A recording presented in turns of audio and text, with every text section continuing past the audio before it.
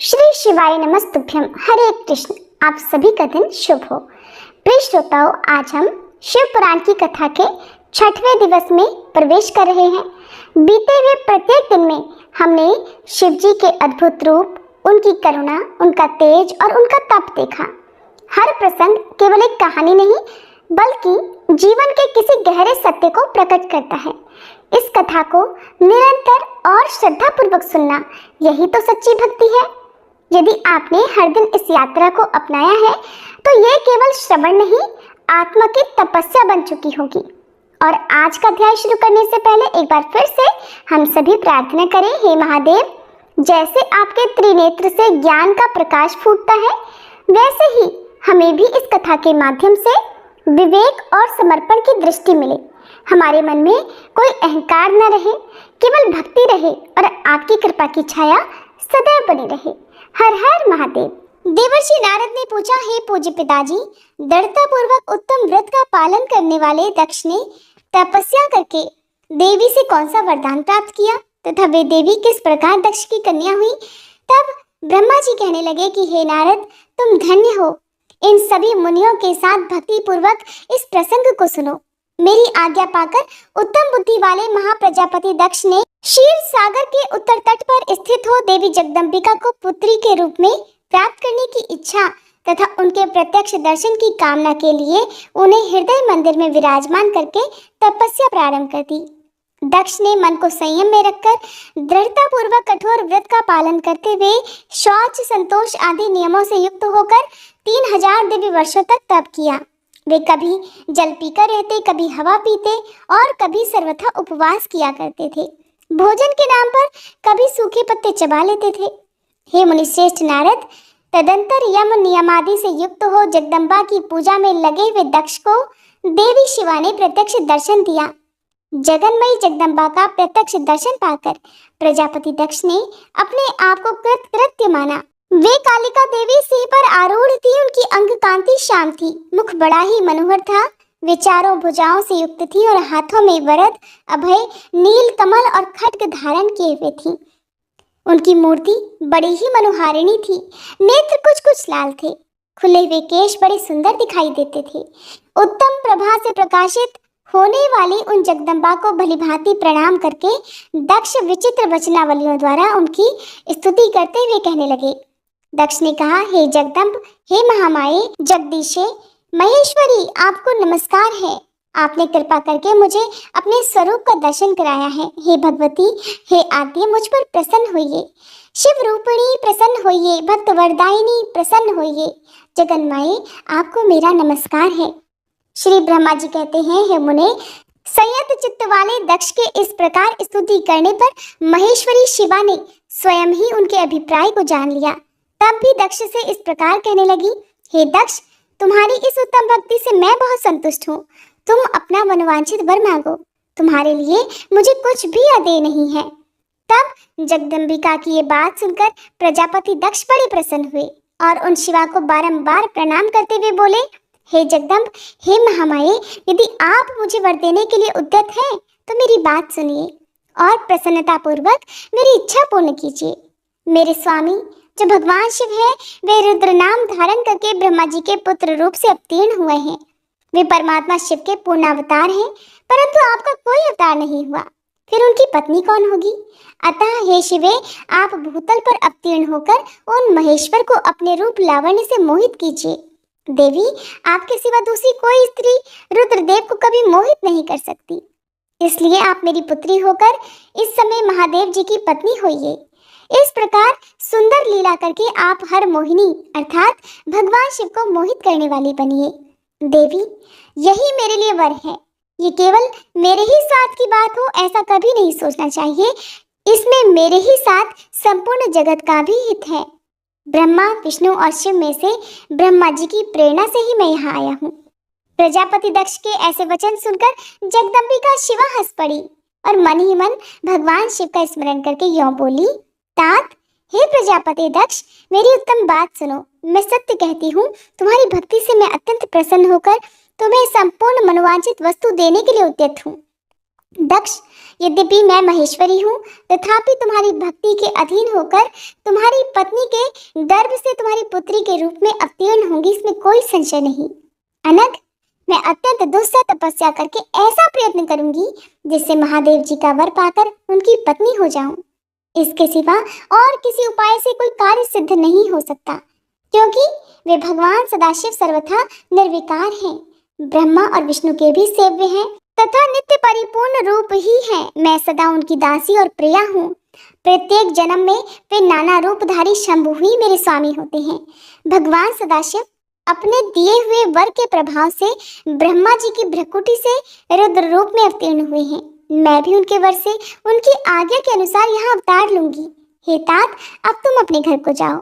इस कार्य में जो मेरी दूती अथवा सहायिका होगी उसे मैंने जान लिया है। अब शीघ्र ही मैं तुम्हारी पुत्री होकर महादेव जी की पत्नी बनूंगी। दक्ष से ये उत्तम वचन कहकर मन ही मन शिव जी की आज्ञा प्राप्त करके देवी शिवा ने शिव के चरणान बिंदों का चिंतन करते हुए फिर कहा, हे प्रजापति, परंतु मेरा एक प्रण है, उसे तुम्हें सदा मन में रखना चाहिए।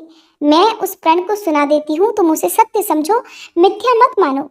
यदि तभी मेरे प्रति तुम्हारा आदर घट जाएगा, तब उसी समय मैं अपने शरीर को त्याग दूंगी, अपने स्वरूप में लीन हो जाऊंगी अथवा दूसरा शरीर धारण कर लूंगी, और मेरा ये कथन एकदम सत्य है। प्रजापति, प्रत्येक सर्ग या कल्प के लिए तुम्हें ये वर दे दिया गया, मैं तुम्हारी पुत्री होकर भगवान शिव की पत्नी होंगी। मुख्य प्रजापति दक्ष से ऐसा कहकर महेश्वरी शिवा उनके देखते ही देखते वही अंतर्ध्यान हो गई।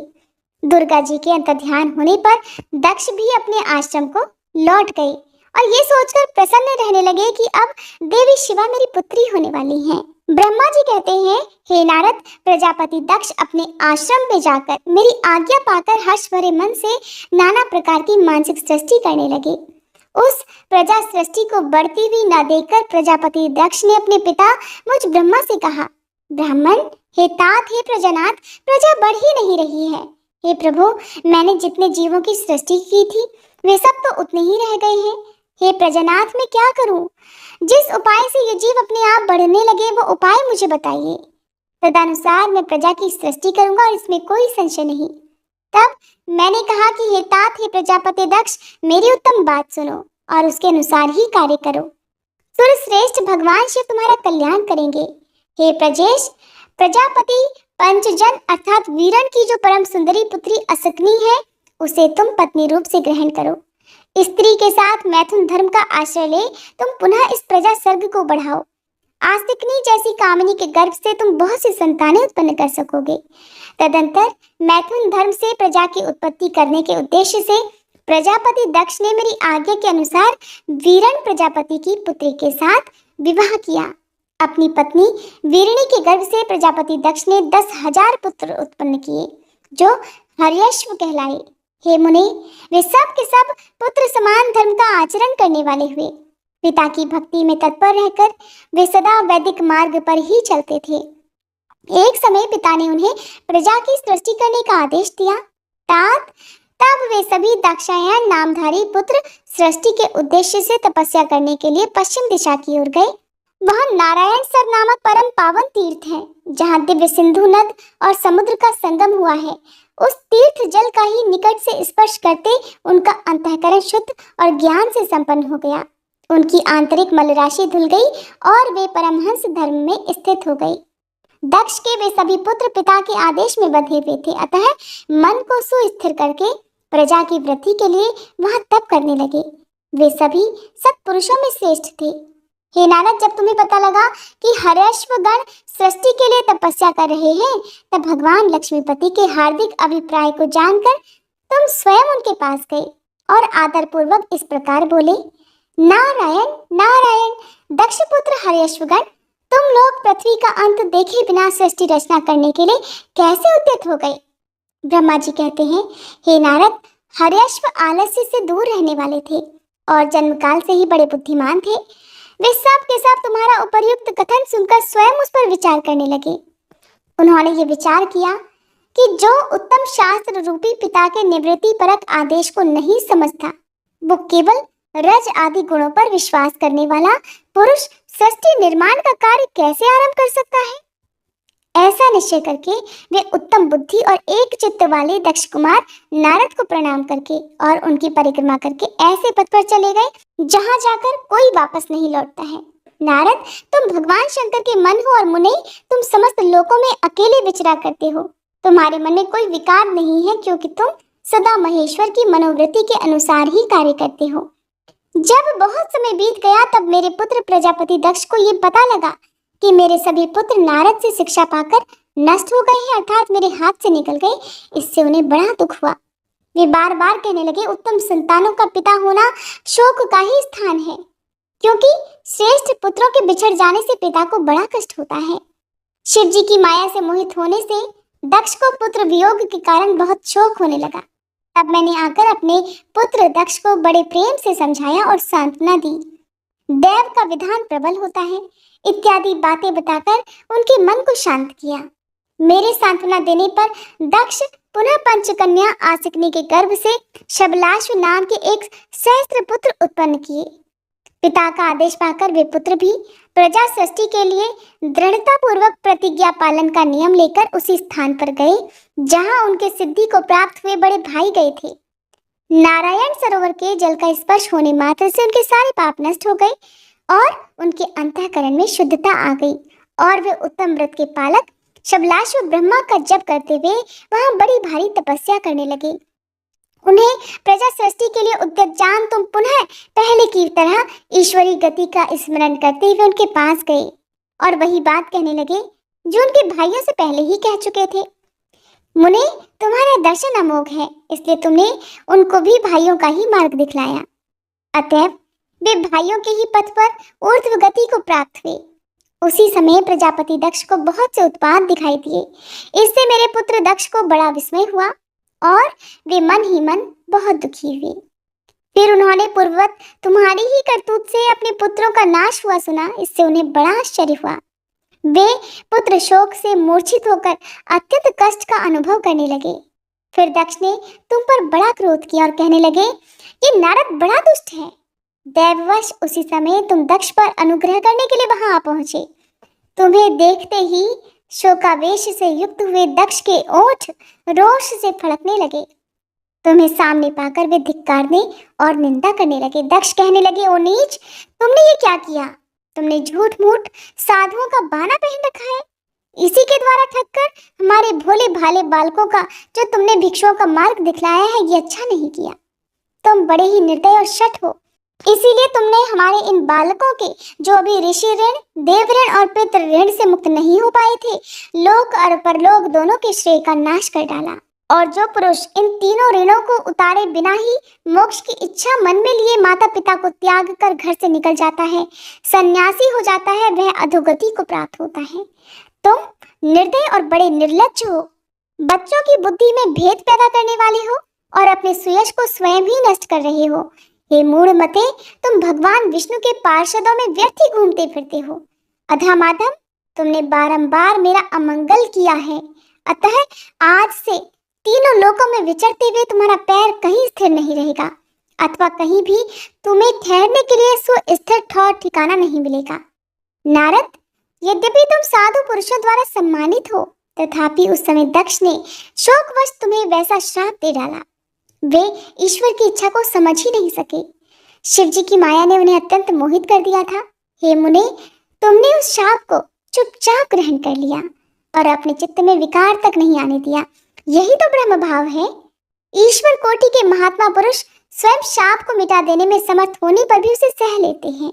श्री ब्रह्मा जी कहते हैं, हे देवर्षि, इसी समय दक्ष के इस बर्ताव को जानकर मैं भी वहां आ पहुंचा और पूर्ववत उन्हें शांत करने के लिए सांत्वना देने लगा। तुम्हारी प्रसन्नता को बढ़ाते हुए मैंने दक्ष के साथ तुम्हारा सुंदर स्नेहपूर्ण संबंध स्थापित कराया। तुम मेरे पुत्र हो, मुनियों में श्रेष्ठ और संपूर्ण देवताओं के प्रिय हो, अतः बड़े प्रेम से तुम्हें आश्वासन देकर मैं फिर से अपने स्थान पर आ गया।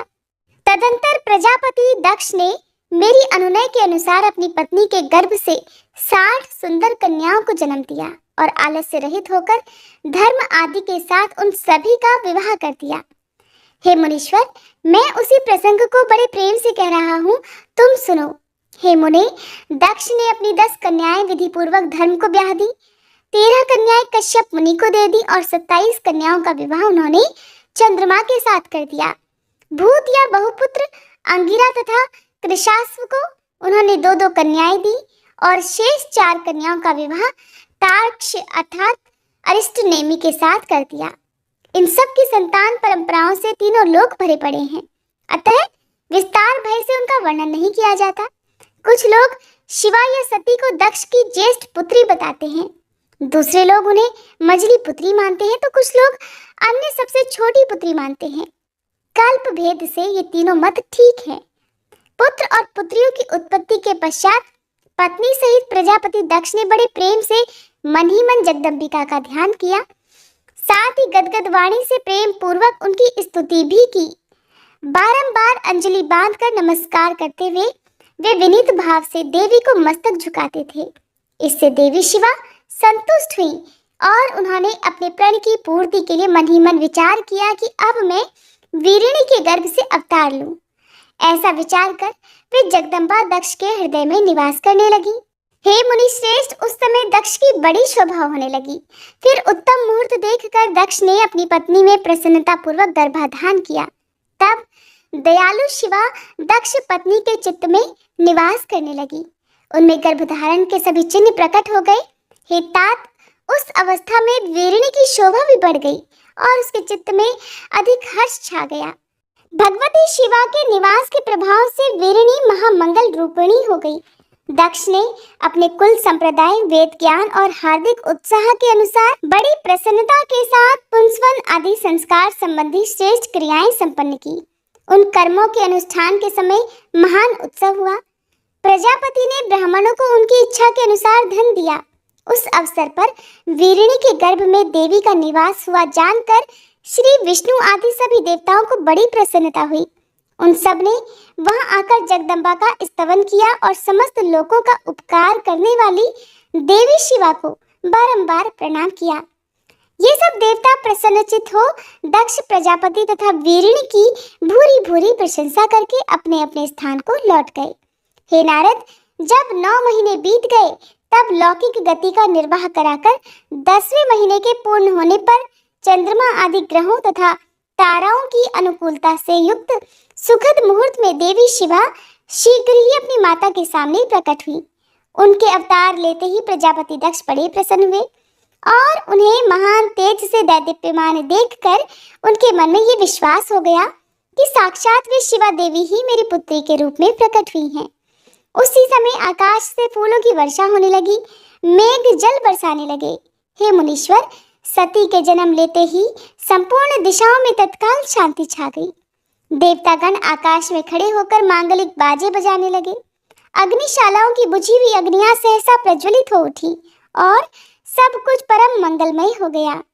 वीरिणी के गर्भ से साक्षात जगदम्बा को प्रकट हुई देख दक्ष ने दोनों हाथ जोड़कर नमस्कार किया और बड़े भक्ति भाव से उनकी स्तुति करने लगे।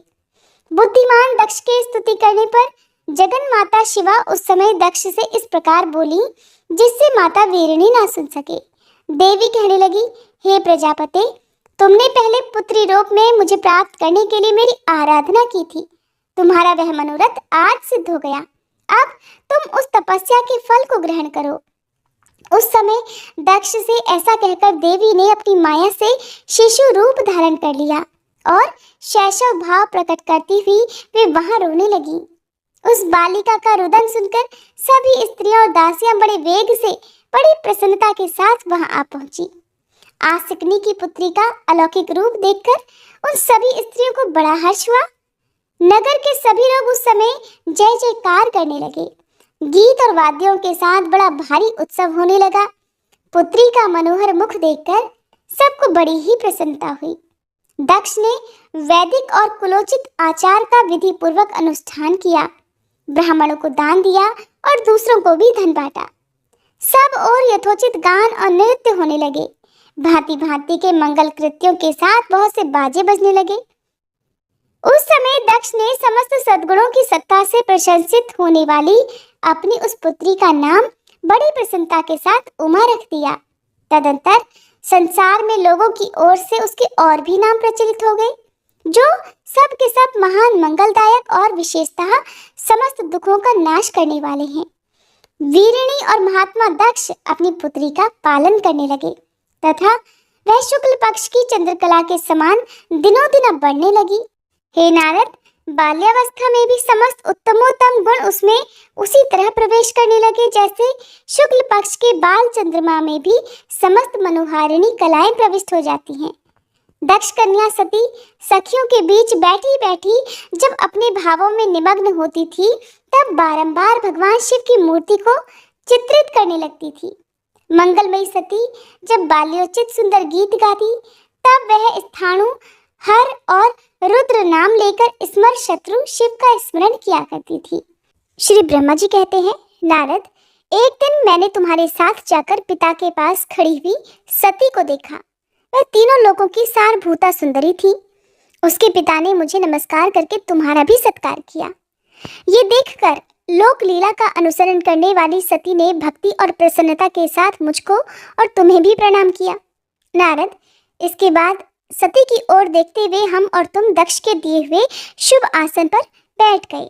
उसके बाद मैंने उस विनयशीला बालिका से कहा, सती, जो केवल तुम्हें ही चाहते हैं और तुम्हारे मन में भी एकमात्र जिनकी ही कामना है, उन्हीं सर्वज्ञ जगदीश्वर महादेव जी को तुम पति रूप में प्राप्त करो। शुभे, जो तुम्हारे सिवा दूसरी किसी स्त्री को पत्नी रूप में ना तो ग्रहण कर सके हैं, न करते हैं और न भविष्य में ही ग्रहण करेंगे, वे ही भगवान शिव तुम्हारे पति हों। वे तुम्हारे ही योग्य हैं, किसी दूसरे के नहीं। नारद, सती से ऐसा कहकर मैं प्रजापति दक्ष के घर में देर तक ठहरा रहा। फिर उनसे विदा लेकर मैं और तुम दोनों अपने अपने स्थान को चले आए। मेरी बात को सुनकर दक्ष को बड़ी प्रसन्नता हुई। उनकी सारी मानसिक चिंता दूर हो गई और उन्होंने अपनी पुत्री को परमेश्वरी समझकर गोद में उठा लिया। इस प्रकार कुमारोचित सुंदर लीला विहारों से सुशोभित होती भी भक्त वत्सला सती, जो स्वेच्छा से मानव रूप धारण करके प्रकट हुई थी, कुमारावस्था को पार कर गई। बाल्यावस्था बिताकर जब थोड़ी युवावस्था को प्राप्त हुई सती अत्यंत तेज और शोभा से संपन्न होकर संपूर्ण अंगों से मनोहर दिखाई देने लगी। लोकेश दक्ष ने देखा कि सती के शरीर में अब युवावस्था के लक्षण प्रकट होने लगे हैं। तब उनके मन में ये चिंता हुई कि मैं महादेव जी के साथ इनका विवाह कैसे करूं। सती स्वयं भी महादेव जी को पाने की प्रतिदिन अभिलाषा रखती थी, इसलिए पिता के मनोभाव को समझकर वे माता के पास गईं। विशाल बुद्धि वाली सती रूपिणी परमेश्वरी शिवा ने अपनी माता वीरिणी से भगवान शंकर की प्रसन्नता के लिए तपस्या करने के लिए आज्ञा मांगी। माता की आज्ञा मिल गई, इसलिए दृढ़ता पूर्वक व्रत का पालन करने वाली सती ने महेश्वर को पति रूप में प्राप्त करने के लिए अपने ही घर पर उनकी आराधना आरंभ कर दी। आश्विन मास में नंदा अर्थात प्रतिपदा, षष्ठी और एकादशी तिथियों में उन्होंने भक्ति पूर्वक गुड़, भात और नमक चढ़ाकर भगवान शिव का पूजन किया और उन्हें नमस्कार करके उसी नियम के साथ उस मास को बिताया। कार्तिक मास की चतुर्दशी को सजाकर रखे हुए मालपुओं और खीर से परमेश्वर शिव की आराधना करके वे नित्य निरंतर उनका चिंतन करने लगी। मार्गशीर्ष मास के कृष्ण पक्ष की अष्टमी तिथि को तिल, जौ और चावल से हर की पूजा करके ज्योतिर्मय दीप दिखाकर अथवा आरती करके सती अपना दिन बिताती थी। पौष मास के शुक्ल पक्ष की सप्तमी को रात भर जागरण करके प्रातःकाल खिचड़ी का नैवेद्य लगाकर वे शिव जी की पूजा करती थी। माघ की पूर्णिमा को रात में जागरण करके सवेरे नदी में नहाती और गीले वस्त्र सहित तट पर बैठकर भगवान शंकर की पूजा किया करती। फाल्गुन मास के कृष्ण पक्ष की चतुर्दशी तिथि को रात में जागरण करके उस रात के चारों पहरों में शिव जी की विशेष पूजा करती और नटों द्वारा नाटक भी कराती थी। चैत्र मास के शुक्ल पक्ष की चतुर्दशी को वे दिन रात शिव जी का स्मरण करती भी अपना समय बिताती और ढाक के फूलों तथा दवनों से भगवान शिव की पूजा करती थी। वैशाख शुक्ल तृतीया को सती तिल का आहार करके रहती और नए जौ के भात से रुद्रदेव की पूजा करके उस महीने को बिताती थी। ज्येष्ठ की पूर्णिमा को रात में सुंदर वस्त्रों और भटकटैया के फूलों से शंकर जी की पूजा करके वे निराहार रहकर ही अपना मास व्यतीत करती थी। आषाढ़ के शुक्ल पक्ष की चतुर्दशी को काले वस्त्र और भटकटैया के फूलों से वे रुद्रदेव का पूजन करती थी। श्रावण मास के शुक्ल पक्ष की अष्टमी और चतुर्दशी को वे यज्ञोपवीतों, वस्त्रों और कुश की पवित्री से शिव जी की पूजा किया करती थी। भाद्रपद मास के कृष्ण पक्ष की त्रयोदशी तिथि को तरह तरह के फूलों और फलों से शिव जी का पूजन करके सती चतुर्दशी तिथि को केवल जल का आहार किया करती थी। तरह तरह के फलों, फूलों और उस समय उत्पन्न होने वाले अन्नों द्वारा वे शिव जी की पूजा करती और महीने भर अत्यंत नियमित आहार करके केवल जप में ही लगी रहती थी। सभी महीनों में सारे दिन सती केवल शिव जी की आराधना में ही लीन रहती थी। अपनी इच्छा से मानव रूप धारण करने वाली वे देवी दृढ़ता पूर्वक उत्तम व्रत का पालन करती थी। इस प्रकार नंदा व्रत को पूर्ण रूप से समाप्त करके भगवान शिव में अनन्य भाव रखने वाली सती एकाग्रचित्त होकर बड़े प्रेम से भगवान शिव का ध्यान करने लगी और उस ध्यान में ही निश्चल भाव से स्थित हो गई। मुने इसी समय सब देवता और ऋषि भगवान विष्णु और मुझको आगे करके सती की तपस्या देखने के लिए गए। वहां आकर देवताओं ने देखा सती मूर्तिमती दूसरी सिद्धि के समान जान पड़ती हैं। वे भगवान शिव के ध्यान में निमग्न होकर उस समय सिद्धावस्था को पहुंच गई थी। समस्त देवताओं ने बड़ी प्रसन्नता के साथ वहां दोनों हाथ जोड़कर देवी सती को नमस्कार किया। मुनियों ने भी मस्तक झुकाए और श्री हरि आदि के मन में भी प्रीति उमड़ आई। श्री विष्णु आदि सभी देवता और मुनि आश्चर्यचकित होकर सती देवी की तपस्या की भूरी भूरी प्रशंसा करने लगे। फिर देवी को प्रणाम करके वे देवता और मुनि तुरंत ही गिरिश्रेष्ठ कैलाश को गए, जो भगवान शिव को बहुत ही प्रिय है। सावित्री के साथ मैं और लक्ष्मी जी के साथ भगवान वासुदेव भी प्रसन्नता पूर्वक महादेव जी के निकट गए। वहां जाकर भगवान शिव को देखते ही बड़े वेग से प्रणाम करके सब देवताओं ने दोनों हाथ जोड़कर विनीत भाव से नाना प्रकार के स्तोत्रों द्वारा उनकी स्तुति करके अंत में कहा, प्रभु आपकी सत्व, रज और तम नामक जो 3 शक्तियां हैं, उनके राग आदि वेग असह्य हैं। वेद त्रयी अथवा लोक त्रयी आपका स्वरूप है। आप शरणागतों के पालक हैं और आपकी शक्ति बहुत अपार है, उसकी कहीं कोई सीमा नहीं है। आपको नमस्कार है। हे दुर्गापते, जिनकी इंद्रियां दुष्ट हैं, वश में नहीं हो पाती, उनके लिए आपकी प्राप्ति का कोई मार्ग सुलभ नहीं है। आप सदा भक्तों के उद्धार में तत्पर रहते हैं। आपका तेज छुपा हुआ है, आपको नमस्कार है।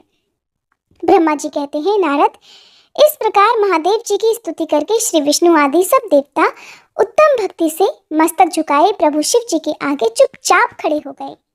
श्री ब्रह्मा जी कहते हैं, श्री विष्णु आदि देवताओं द्वारा की हुई उस स्तुति को सुनकर सबकी उत्पत्ति के हेतुभूत भगवान शंकर बड़े प्रसन्न हुए और जोर जोर से हंसने लगे। मुझ ब्रह्मा और विष्णु को अपनी अपनी पत्नी के साथ आया हुआ देख महादेव जी ने हम लोगों से यथोचित वार्तालाप किया और हमारे आगमन का कारण पूछा।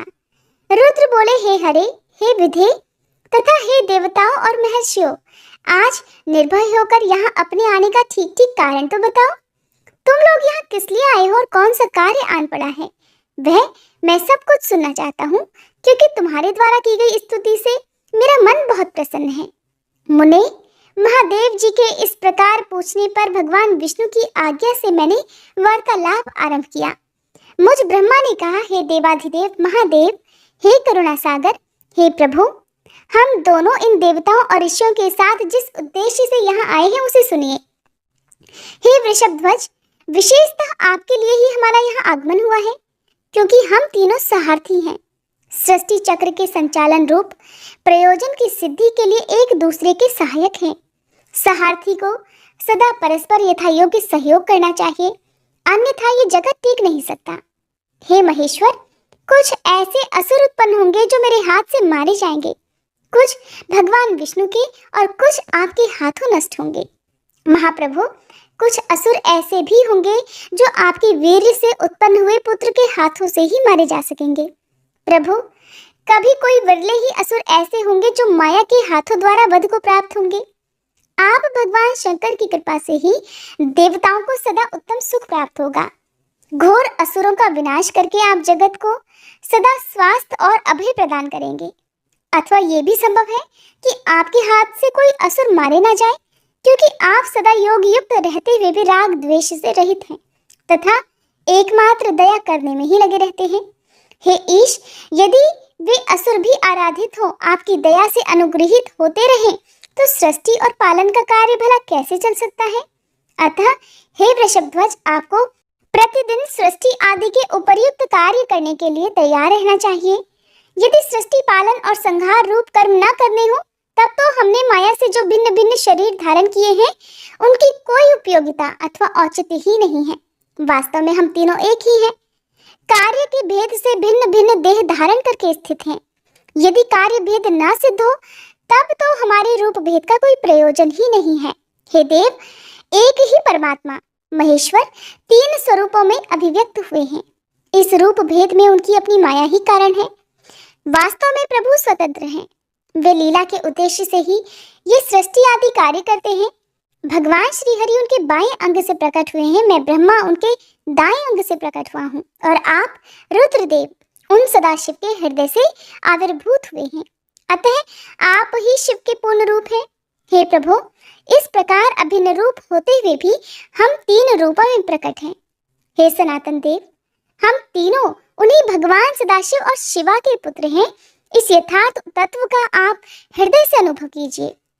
हे प्रभु, मैं और श्री विष्णु आपके आदेश से प्रसन्नता पूर्वक लोक की सृष्टि और पालन के कार्य कर रहे हैं तथा कार्य कारणवश सब पत्नी भी हो गए हैं। अतः आप भी विश्व हित के लिए तथा देवताओं को सुख पहुंचाने के लिए एक परम सुंदरी रमणी को अपनी पत्नी बनाने के लिए ग्रहण कीजिए। हे महेश्वर, एक बात और है, उसे भी सुनिए। मुझे पहले के वृतांत का स्मरण हो आया है। पूर्व काल में आपने ही शिव रूप से जो बातें हमारे सामने कही थी, वही इस समय सुना रहा हूँ। हे प्रभु, आपने कहा था कि हे ब्राह्मण, मेरा ऐसा ही उत्तम रूप तुम्हारे अंग विशेष ललाट से प्रकट होगा, जिसकी लोक में रुद्र नाम से प्रसिद्धि होगी। तुम ब्रह्मा सृष्टिकर्ता हो गए, श्री हरि जगत का पालन करने वाले हुए, और मैं सगुण रुद्र रूप होकर संहार करने वाला होऊंगा। एक स्त्री के साथ विवाह करके लोक के उत्तम कार्य की सिद्धि करूंगा। अपनी कही हुई इस बात को याद करके हे प्रभु, अपनी ही पूर्व प्रतिज्ञा को पूर्ण कीजिए। हे स्वामिन, आपका ये आदेश है कि मैं सृष्टि करूं, श्री हरि पालन करें, और आप स्वयं संहार के हेतु बनकर प्रकट हों। सो आप साक्षात शिव ही संहारकर्ता के रूप में प्रकट हुए हैं। आपके बिना तो हम दोनों अपना अपना कार्य करने में समर्थ ही नहीं है। हे प्रभु, हे भगवान, अतः आप एक ऐसी कामिनी को स्वीकार कीजिए जो लोकहित के कार्य में तत्पर रहे। हे शंभु, जैसे लक्ष्मी जी भगवान विष्णु की और सरस्वती मेरी सहधर्मिणी है, उसी प्रकार आप इस समय अपने जीवन सहचरी प्राण वल्लभा को ग्रहण कीजिए। मेरी ये बात सुनकर लोकेश्वर महादेव जी के मुख पर मुस्कुराहट दौड़ गई। वे श्री हरि के सामने मुझसे इस प्रकार बोले। भगवान कहने लगे, हे ब्राह्मण, हे हरे, तुम दोनों मुझे सदा ही अत्यंत प्रिय हो। तुम दोनों को देखकर मुझे बड़ा आनंद मिलता है। तुम लोग समस्त देवताओं में श्रेष्ठ और त्रिलोकी के स्वामी हो। लोकहित के कार्य में मन लगाए रखकर तुम दोनों का वचन मेरी दृष्टि में अत्यंत गौरवपूर्ण है, किंतु हे श्रेष्ठ गण, मेरे लिए विवाह करना उचित नहीं होगा, क्योंकि मैं तपस्या में संलग्न रहकर सदा संसार से विरक्त ही रहता हूँ, और योगी के रूप में तो मेरी प्रसिद्धि है। जो निवृत्ति के सुंदर मार्ग पर स्थित है, अपनी आत्मा में ही रमण करता है, आनंद मनाता है, निरंजन अर्थात माया से निर्लिप्त है, और जिसका शरीर अवधूत अर्थात दिगंबर है, जो ज्ञानी, आत्मदर्शी और कामना से शून्य है, जिसके मन में कोई विकार नहीं है, जो भोगों से दूर रहता हो, और जो सदा अपवित्र और अमंगल वेशधारी है, उसे संसार में कामिनी से क्या प्रयोजन है? ये इस समय मुझे बताओ तो सही। मुझे तो सदा केवल योग में लगे रहने पर ही आनंद आता है। ज्ञानहीन पुरुष योग को छोड़कर भोग को अधिक महत्व देता है। संसार में विवाह करना पराये बंधन में बंधना है। इसे बहुत बड़ा बंधन ही तो समझना चाहिए। इसीलिए मैं सत्य सत्य कहता हूँ, विवाह के लिए मेरे मन में थोड़ी सी भी अभिरुचि नहीं है। आत्मा ही अपना उत्तम अर्थ या स्वार्थ है। उसका भली भांति चिंतन करने के कारण मेरी लौकिक स्वार्थ में प्रवृत्ति नहीं होती। तथापि जगत के हित के लिए तुमने जो कुछ भी कहा है, मैं उसे करूंगा। तुम्हारे वचन को गरिष्ठ मानकर अथवा अपनी कही हुई बात को पूर्ण करने के लिए मैं अवश्य ही विवाह करूंगा, क्योंकि मैं सदा भक्तों के वश में रहता हूँ। और जैसे मैं नारी को प्रिय पत्नी के रूप में ग्रहण करूंगा और जैसी शर्त के साथ ग्रहण करूंगा, अब उसे भी सुनो। हे हरे, हे ब्राह्मण, मैं जो कुछ कहता हूँ वह सर्वथा उचित ही है। जो नारी मेरे तेज को विभाग पूर्वक ग्रहण कर सके, जो योगिनी तथा इच्छानुसार रूप धारण करने वाली हो, उसी को तुम पत्नी बनाने के लिए मुझे बताओ। जब मैं योग में तत्पर रहूं तब उसे भी योगिनी बनकर रहना होगा, और जब मैं कामासक्त हूं तब उसे भी कामिनी के रूप में ही मेरे पास रहना होगा। वेद वेत्ता विद्वान जिन्हें अविनाशी बतलाते हैं, उन ज्योति स्वरूप सनातन शिव का मैं सदा चिंतन करता हूँ और करता रहूंगा। हे ब्राह्मण, उन सदाशिव के चिंतन में जब मैं ना लगा हूँ तभी उस भामिनी के साथ मैं समागम कर सकता हूँ। जो मेरे शिव चिंतन में विघ्न डालने वाली होगी वह जीवित नहीं रह सकती, उसे अपने जीवन से हाथ धोना पड़ेगा। तुम, विष्णु और मैं तीनों ही ब्रह्म स्वरूप शिव के अंशभूत हैं। अतः हे महाभागगण, हमारे लिए उनका निरंतर चिंतन करना ही उचित है। हे कमलासन, उनके चिंतन के लिए मैं बिना विवाह के भी रह लूंगा, किंतु उनका चिंतन छोड़कर विवाह नहीं करूंगा। अतः तुम मुझे ऐसी पत्नी प्रदान करो जो सदा मेरे कर्म के अनुकूल चल सके। ब्राह्मण, उसमें भी मेरी एक और शर्त है, उसे भी तुम सुनो।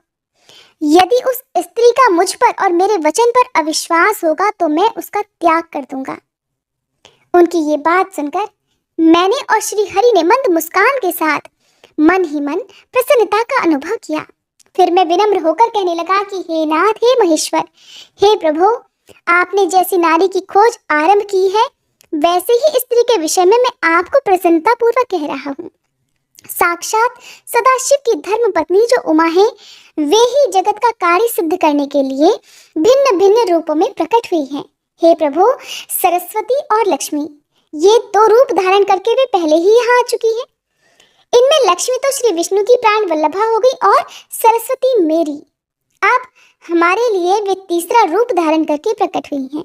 हे प्रभु, लोक हित का कार्य करने की इच्छा वाली देवी शिवा तक्ष पुत्री के रूप में अवतीर्ण हुई हैं। उनका नाम सती है। सती ही ऐसी भार्या हो सकती है, हे प्रभु, जो सदा आपके लिए हितकारिणी हो। देवेश, महातेजस्विनी सती आपके लिए, आपको पति रूप में प्राप्त करने के लिए दृढ़ता पूर्वक कठोर व्रत का पालन करती हुई तपस्या कर रही हैं। हे महेश्वर, आप उन्हें वर देने के लिए जाइए, कृपा कीजिए और बड़ी प्रसन्नता के साथ उन्हें उनकी तपस्या के अनुरूप वर देकर उनके साथ विवाह कर लीजिए। हे शंकर, भगवान विष्णु की, मेरी तथा इन संपूर्ण देवताओं की यही इच्छा है। आप अपनी शुभ दृष्टि से हमारी इच्छा को पूर्ण कीजिए, जिससे हम आदर पूर्वक इस उत्सव को देख सकें। ऐसा होने से तीनों लोकों में सुख देने वाला परम मंगल होगा और सबकी सारी चिंता मिट जाएगी, इसमें कोई संशय नहीं है। तदंतर मेरी बात समाप्त होने पर लीला विग्रह धारण करने वाले भक्त वत्सल महेश्वर से मधुसूदन अच्युत ने इसी का समर्थन किया। तब भक्त वत्सल भगवान शिव ने हंसकर कहा, बहुत अच्छा, ऐसा ही होगा। उनके ऐसा कहने पर हम दोनों उनसे आज्ञा लेकर अपनी अपनी पत्नी तथा देवताओं और मुनियों के साथ अत्यंत प्रसन्न होकर अपने अपने अभीष्ट स्थान को चले आए। श्री ब्रह्मा जी कहते हैं, हे मुने, उधर सती ने आश्विन मास के शुक्ल पक्ष की अष्टमी तिथि को उपवास करके भक्ति भाव से सर्वेश्वर शिव का पूजन किया। इस प्रकार नंदाव्रत पूर्ण होने पर नवमी तिथि को दिन में ध्यान मग्न हुई सती को भगवान शिव ने प्रत्यक्ष दर्शन दिया। उनका श्री विग्रह सर्वांग सुंदर और गौर वर्ण का था। उनके 5 मुख थे और प्रत्येक मुख में 3-3 नेत्र थे। भाल देश में चंद्रमा शोभा पा रहा था। उनका चित्त प्रसन्न था और कंठ में नील चिन्ह दृष्टि गोचर होता था। उनकी 4 भुजाएं थी। उन्होंने हाथों में त्रिशूल, ब्रह्म कपाल, वर तथा अभय धारण कर रखे थे। भस्ममय अंगराग से उनका सारा शरीर उद्भासित हो रहा था। गंगा जी उनके मस्तक की शोभा बढ़ा रही थी। उनके सभी अंग बड़े मनोहर थे। वे महान लावण्य के धाम जान पड़ते थे। उनके मुख करोड़ों चंद्रमाओं के समान प्रकाशमान और आहृतजनक थे। उनकी अंग कांति करोड़ों कामदेवों को तिरस्कृत कर रही थी तथा उनकी आकृति स्त्रियों के लिए सर्वथा ही प्रिय थी। देवी सती ने ऐसे सौंदर्य माधुर्य से युक्त प्रभु महादेव जी को प्रत्यक्ष देखकर उनके चरणों की वंदना की। उस समय उनका मुख लज्जा से झुका हुआ था।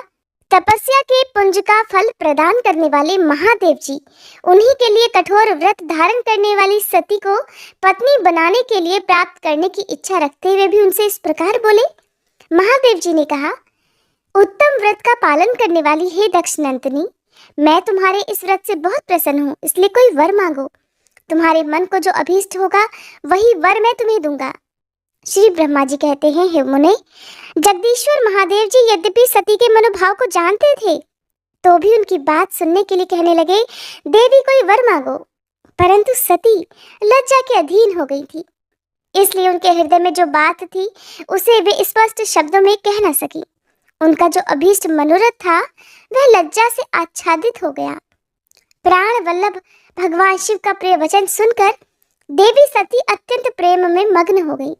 इस बात को जानकर भक्त वत्सल भगवान शंकर बड़े प्रसन्न हुए और शीघ्रता पूर्वक बार बार कहने लगे, देवी वर मांगो, वर मांगो।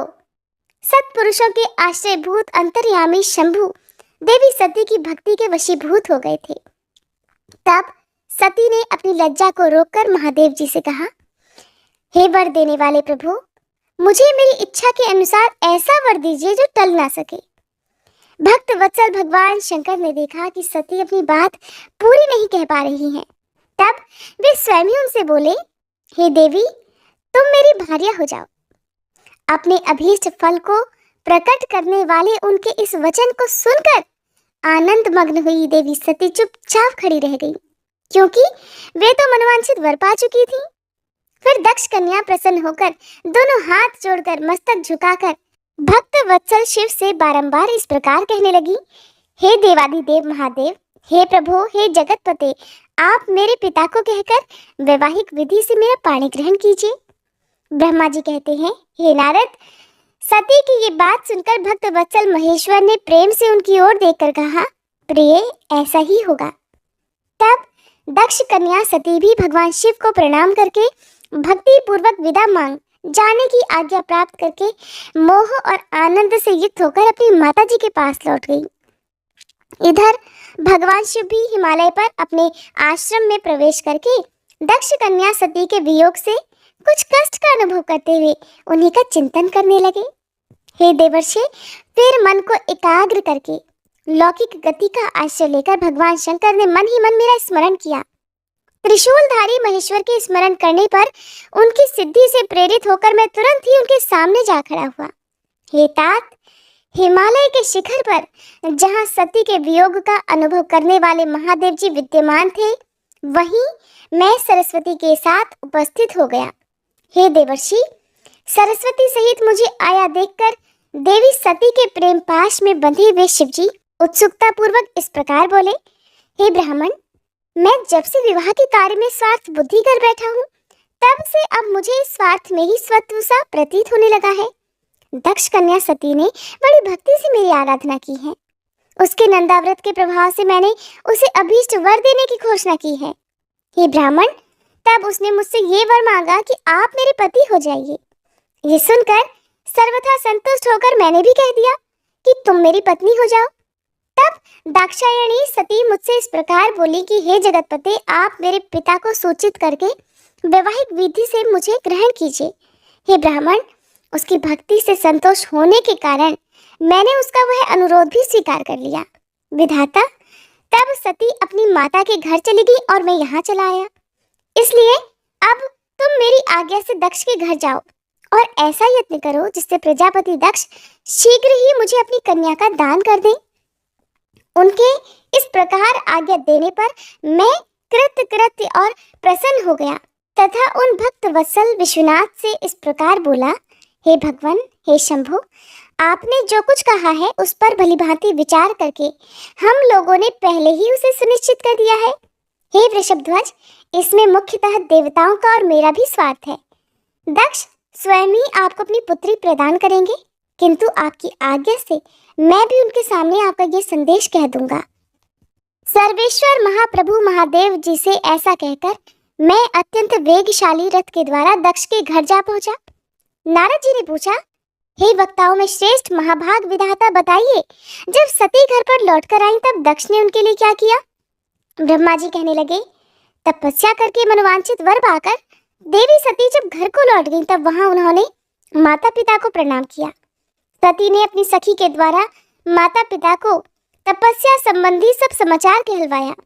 सखी ने यह भी सूचित किया कि सती को महेश्वर से वर की प्राप्ति हुई है। वे सती की भक्ति से बहुत संतुष्ट हुए हैं। फिर सती के मुंह से सारा वृत्तांत सुनकर माता पिता को बड़ा आनंद प्राप्त हुआ और उन्होंने महान उत्सव किया। उदार चेता दक्ष और महामनस्विनी वीरिणी ने ब्राह्मणों को उनकी इच्छा के अनुसार द्रव्य दिया तथा अन्यान्य अंधों और दीनों को भी धन बांटा। प्रसन्नता बढ़ाने वाली अपनी पुत्री को हृदय से लगाकर माता वीरिणी ने उनका मस्तक सूंघा और आनंद मग्न होकर उसकी बारंबार प्रशंसा की। तदंतर कुछ समय व्यतीत होने पर धर्मज्ञों में श्रेष्ठ दक्ष इस चिंता में पड़ गए कि मैं अपनी इस पुत्री का विवाह भगवान शंकर के साथ किस प्रकार करूं। महादेव जी प्रसन्न होकर आए थे पर वे तो चले गए। अब मेरी पुत्री के लिए वे फिर यहाँ कैसे आएंगे? यदि किसी को शीघ्र ही भगवान शिव के निकट भेजा जाए तो ये भी उचित नहीं जान पड़ता, क्योंकि यदि वे इस तरह अनुरोध करने पर भी मेरी पुत्री को ग्रहण ना करें तो मेरी तो याचना ही निष्फल हो जाएगी। इस प्रकार की चिंता में पड़े हुए प्रजापति दक्ष के सामने मैं सरस्वती के साथ सहसा उपस्थित हुआ। मुझ पिता को आया देख दक्ष प्रणाम करके विनीत भाव से खड़े हो गए। उन्होंने मुझ स्वयंभू को यथा योग्य आसन दिया। तदंतर दक्ष ने जब मेरे आने का कारण पूछा तब मैंने सब बातें बताकर उनसे कहा, हे प्रजापति, भगवान शंकर ने तुम्हारी पुत्री को प्राप्त करने के लिए निश्चय ही मुझे तुम्हारे पास भेजा है। इस विषय में जो श्रेष्ठ कृत्य हो उसका निश्चय करो। जैसे सती ने नाना प्रकार के भावों से तथा सात्विक व्रत के द्वारा भगवान शिव की आराधना की है, उसी तरह वे भी सती की आराधना करते हैं। इसलिए हे दक्ष, भगवान शिव के लिए ही संकल्पित और प्रकट हुई अपनी इस पुत्री को तुम बिना देर किए उनकी सेवा में सौंप दो। इससे तुम कृतकृत्य हो जाओगे। मैं नारद के साथ जाकर उन्हें तुम्हारे घर ले आऊंगा। फिर तुम उन्हीं के लिए उत्पन्न हुई अपनी यह पुत्री उनके हाथों में दे दो। श्री ब्रह्मा जी कहते हैं, हे नारद, मेरी ये बात सुनकर मेरे पुत्र दक्ष को बड़ा हर्ष हुआ। वे अत्यंत प्रसन्न होकर कहने लगे, हे पिताजी, ऐसा ही होगा। मुने, तब मैं अत्यंत हर्षित होकर वहां से उस स्थान को लौटा जहां लोक कल्याण में तत्पर रहने वाले भगवान शिव बड़ी ही उत्सुकता से मेरी प्रतीक्षा कर रहे थे। नारद, मेरे लौट आने पर स्त्री और पुत्री सहित प्रजापति दक्ष भी पूर्ण काम हो गए। वे इतने संतुष्ट हुए मानो अमृत पीकर अघा गए हों। जय भोलेनाथ। आज के अध्याय में बस इतना ही। इसके आगे की कथा आप सभी कल के अध्याय में जरूर सुनिएगा। आइए अब हम सभी सच्चे मन से भगवान शिव से क्षमा प्रार्थना करें। हे भोलेनाथ, अगर इस कथा के श्रवण, वाचन या स्मरण के दौरान हमारे मन, वाणी या कर्म से कोई भी त्रुटि हो गई हो तो हम आपसे हाथ जोड़कर प्रार्थना करते हैं, कृपया हमें क्षमा करें। प्रभु, हमारी समझ सीमित है परंतु श्रद्धा असीम है। अगर किसी पवित्र प्रसंग को हमने अधूरा समझा, अधूरा सुना या फिर किसी दिव्यता को पूरी तरह व्यक्त नहीं कर सके तो ये केवल हमारी अल्प बुद्धि है। उसकी दोषिता हमारी नहीं बल्कि हमारी अवस्था की है। आप तो दयालु हैं, कृपामय हैं, भक्तों के हर अपराध को क्षमा कर देने वाले हैं। हे भोलेनाथ, हमारी इस भक्ति यात्रा को स्वीकार करें और हमारे दोषों को नष्ट करके हमें अपनी शरण में रखें। हे नीलकंठ, इस अध्याय को आपने ही आरंभ करवाया और आप ही इसे पूर्ण करें। आपकी कृपा से हम हर दिन आपकी ओर निकट आते रहें, यही हमारी सबसे बड़ी कामना है। हर हर महादेव। आइए अब श्रवण करते हैं भगवान भोलेनाथ की आरती। कर्पूर गौरम करुणावतारम संसार सारम भुजगेन्द्रहारम सदा वसंतं हृदयारविंदे भवं भवानी सहितं नमामि। जय शिव ओंकारा, भज शिव ओंकारा, ब्रह्मा विष्णु सदा शिव, ब्रह्मा विष्णु सदा शिव, अर्धांगी धारा। जय शिव ओंकारा, एकानन चतुरानन पंचानन राजे, प्रभु पंचानन राजे। हंसानन गरुड़ासन, हंसानन गरुड़ासन, वृषवाहन साजे। जय शिव ओंकारा, दो भुज चार चतुर्भुज, दस भुज अति सोहे, प्रभु दस भुज अति सोहे। तीनों रूप निखरते, तीनों रूप निखरते, त्रिभुवन जन मोहे। जय शिव ओंकारा, छर माला वन माला, गरुड़ माला धारी, प्रभु गरुड़ माला धारी। त्रिपुरारी कंसारी, त्रिपुरारी कंसारी, करमाला धारी। जय शिव ओंकारा, श्वेतांबर पीतांबर बाघंबर अंगे, प्रभु बाघंबर अंगे। सनकादि गरुड़ादिक, सनकादिक गरुड़ादिक, भूतादिक संगे। कर मध्ये कुशमंडलु, चक्र त्रिशूलधारी, प्रभु चक्र त्रिशूलधारी। सुखकारी दुखहारी, सुखकारी दुखहारी, जगपालनकारी। ओम जय शिव ओंकारा, ब्रह्मा विष्णु सदा शिव, जानत अविवेका, प्रभु जानत अविवेका। प्रणवाक्षर में शोभित, प्रणवाक्षर में शोभित, ये तीनों एका। जय शिव ओंकारा, त्रिगुण स्वामी की आरती जो कोई नर गावे, प्रभु जो कोई नर गावे। भजत शिवानंद स्वामी, भजत शिवानंद स्वामी, मन वांछित पावे। जय शिव ओंकारा, जय शिव ओंकारा, भज शिव ओंकारा। ब्रह्मा विष्णु सदा शिव, अर्धांगी धारा। जय शिव ओंकारा।